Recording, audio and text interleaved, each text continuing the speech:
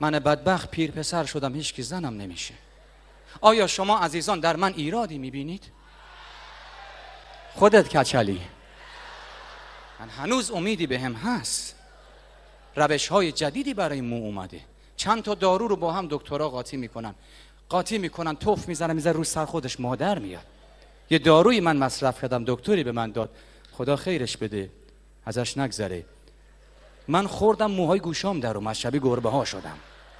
من خواهش میکنم، میدونید من تنها نیست، آقایون دنبال موان، 70% عمر خانم هام صرف این میشه که دنبال دکتر خوب بگردن برای اینکه جوون بشن.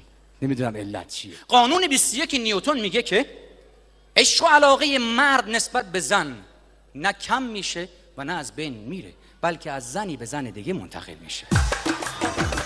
من دلم برای آقایون میسوزه. مردها موجودات بیچاره‌ای هستن.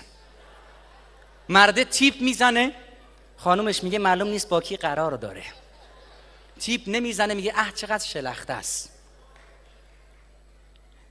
نمیگه دوست دارم، میگه چقدر بی احساسه. زیاد میگه دوست دارم، میگه معلوم نیست چه نقشه‌ای تو کلشه.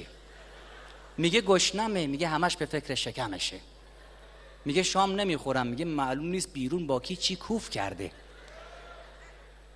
نمیخنده، میگه معلوم نیست چه مرگشه. زیاد میخنده، میگه دیوونه است مردی که. چقدر مردا بدبخت بیچارن، چقدر بیچارن با.